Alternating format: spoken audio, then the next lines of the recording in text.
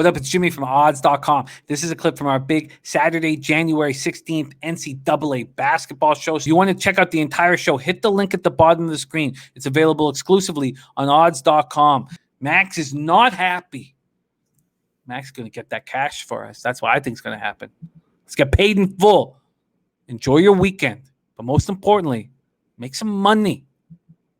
American Eagles making their season debut. One thing I love about Max when he breaks down NCAA basketball in this crazy COVID season is that the final two teams to make their debut in NCAA basketball, Div 1, Max is attacking games with them involved. A lot of people would be scared off. Not Max.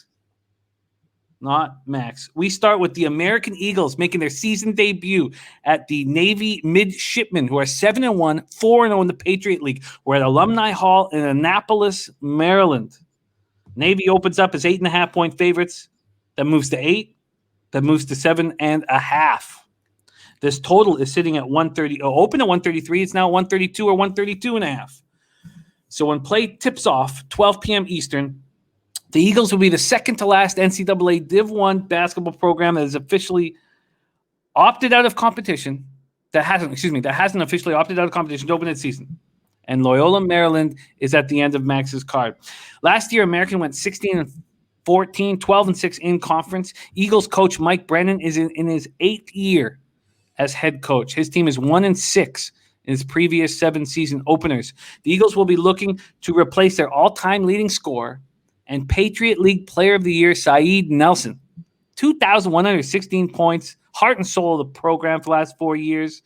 And Coach Brennan has a backcourt that is pretty strong. It's Jameer Harris and Stacey Beckton Jr. Senior Jameer Harris last year was his first year in the starting lineup, led the team with 62 made threes, ranked second with 10.7 points per game, and he broke the single-season record for free throw percentage with 93.2%.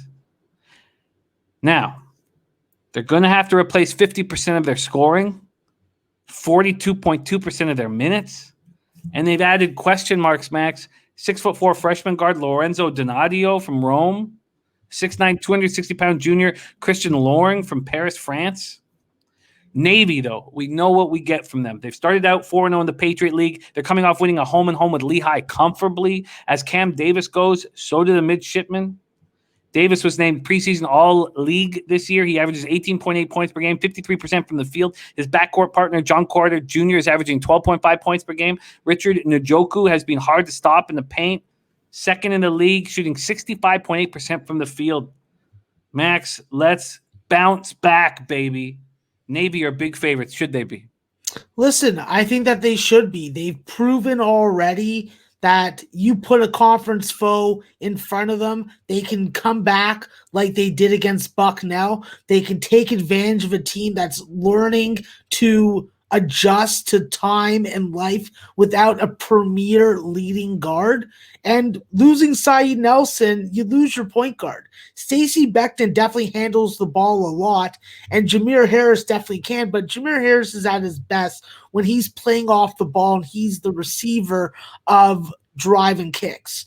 When I think about and remember watching this team last year, they did a lot of good work down low, and that was with Mark Gasparini. Well, Mark Gasparini is no longer at American, and I think that's where you're going to have some issues.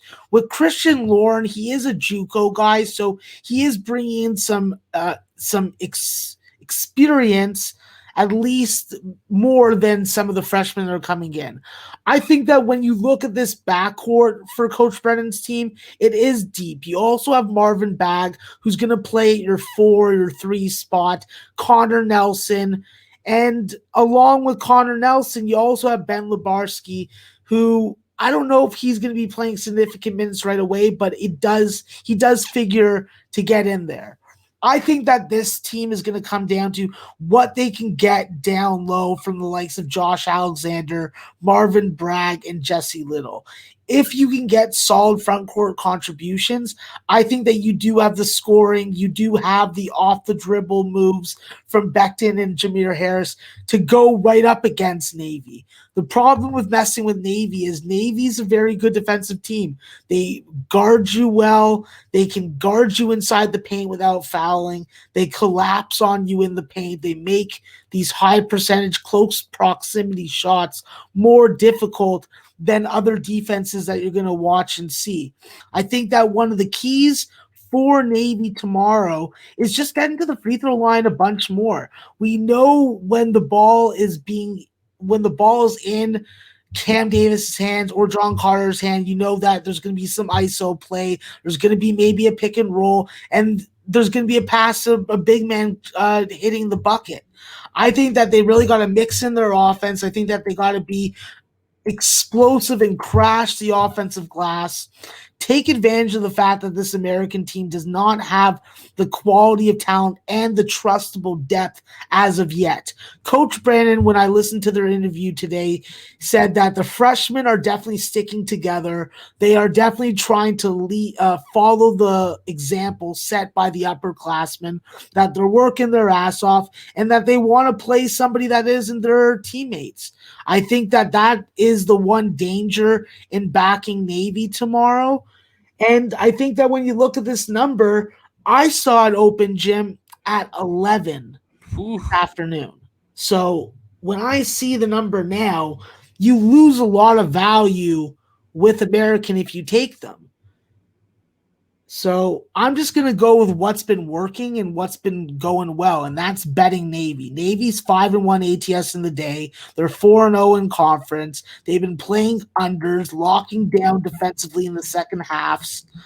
I just don't see, unless American really pushes the tempo, gets out in front, and is able to hold the lead, that they are able to walk into Annapolis and be able to beat them. I think that the one advantage that American has, not having any games played, is the fact that they're going into Annapolis with no fans. So usually this is a tough place for them to play. Small arena, you hear a lot. And when you look at this number, from a total perspective at least, the odds makers have had trouble narrowing in on what the right number is for these Navy games. We've seen the last 3 games go under by a total of 7 to 16 points, respectively, in each of the last 3. And we've seen Navy cover a number at close to this range before in their last outing against Lehigh.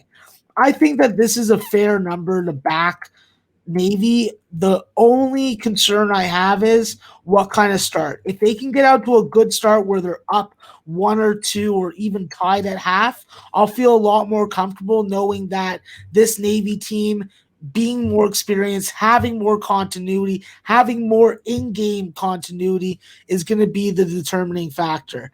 I think that American is definitely a lower tier Patriot League team, and the Patriot League governor says, give me a piece of Navy, Jim. And you can have it, Governor Smart. Midshipmen -8.5 at -110, available at Circa. Interesting spot to start Max's day. That's 12 p.m. Eastern.